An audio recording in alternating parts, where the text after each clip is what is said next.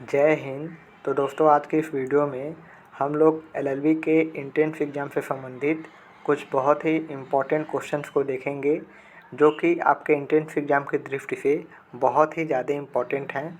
क्योंकि आपका जो एंट्रेंस एग्ज़ाम का सिलेबस है उसमें जो है लीगल एप्टीट्यूड से प्रश्न आएंगे, यानी कि विधि अभिरुचि जो है आपके लिए बहुत ही इम्पोर्टेंट टॉपिक होता है।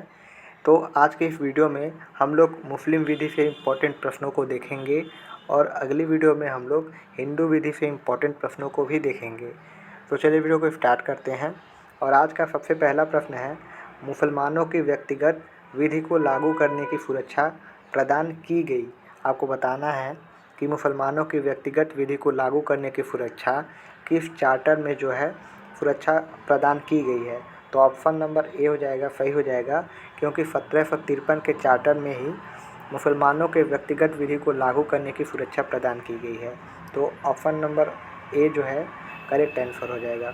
अगला प्रश्न है, किसी हिंदू पत्नी द्वारा इस्लाम धर्म ग्रहण करने के बाद किसी भी विवाह की रस्म अदा करती है तो वह भारतीय दंड संहिता की किस धारा के अंतर्गत द्विविवाह की दोषी होगी। ठीक है, तो बेसिकली जो है धारा 496 के अंतर्गत जो है यह जो है दोषी होगी। तो ऑप्शन नंबर जो ए हो जाएगा वह करेक्ट आंसर हो जाएगा। नेक्स्ट क्वेश्चन, मुस्लिम विधि की शिया विचार पद्धति द्वारा मान्य एक अस्थायी विवाह होता है। तो मुस्लिम विधि की शिया विचार पद्धति के द्वारा जो दुफान होता है वह एक अस्थायी विवाह होता है। ठीक है, option number B will be correct answer. अगला प्रश्न है, पत्नी द्वारा शरीर के समर्पण का प्रतिकर बदला है। प्रतिकर मतलब होता है बदला। पत्नी द्वारा शरीर के समर्पण का बदला है, तो इसका जो राइट आंसर हो जाएगा आपका ऑप्शन नंबर बी हो जाएगा, मेहर। अगला प्रश्न है, मुबारत का अर्थ है, आपको बताना है कि मुबारत का क्या अर्थ होता है। तो बेसिकली मुबारत का अर्थ होता है पारंपरिक छुटकारा। तो option number B will be correct answer. अगला प्रश्न है, जब कोई पति अपनी पत्नी पर व्यभिचार का आरोप लगाए किंतु आरोप झूठा हो तो वहाँ पत्नी का अधिकार हो जाता है कि क्या हो जाता है, विवाह विच्छेद कर ले। ठीक है, यह पत्नी का अधिकार हो जाता है कि वह विवाह विच्छेद कर ले। अगला प्रश्न है, धर्म त्याग का विवाह पर प्रभाव मुस्लिम विवाह विच्छेद अधिनियम 1939 की किस धारा में है। ठीक है, आपको बताना है कि धर्म त्याग का विवाह पर प्रभाव मुस्लिम विवाह विच्छेद अधिनियम 1939 की किस धारा में है। तो इसका राइट आंसर हो जाएगा ऑप्शन नंबर ए, धारा 4 में है। अगला प्रश्न है, भरत पोषण का अरबी पर्याय क्या है। आपको बताना है कि भरत पोषण का अरबी पर्याय क्या है। तो भरत पोषण का अरबी पर्याय होता है नफक। अगला प्रश्न है, शर्त का अर्थ क्या है। आपको बताना है कि शर्त का अर्थ क्या होता है। तो शर्त का अर्थ होता है अनुबंध। ठीक है। अगला प्रश्न है, वसीयत किए जाने के समय सुन्नी विधि के अंतर्गत वसीयतदार का होना जरूरी है, अस्तित्व में, प्रत्यक्ष में या फिर अप्रत्यक्ष में। तो उसको जो है अस्तित्व में होना जरूरी है।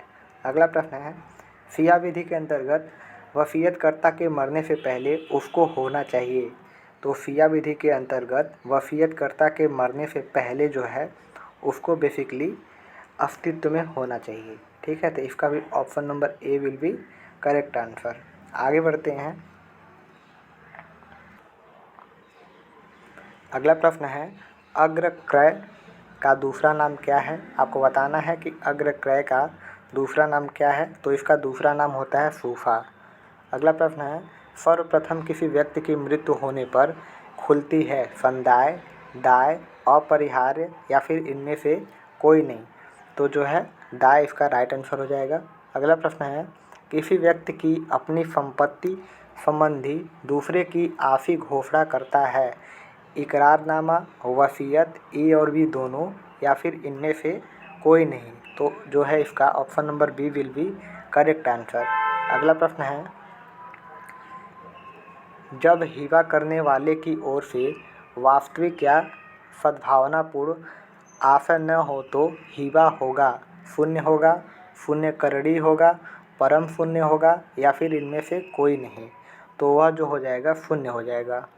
अगला प्रश्न है, वसीयत के द्वारा हीबा वसीयतकर्ता की किस स्थिति के उपरांत प्रभावी होता है? तो यह जो होता है वसीयतकर्ता की मृत्यु के उपरांत जो है प्रभावी होता है। अगला प्रश्न है, किसी आयु प्राप्त कर लेने पर कोई मुसलमान विवाह मोहर और विवाह विच्छेदों के मामले में कार्यवाही कर सकता है किस आयु को प्राप्त कर लेने के बाद?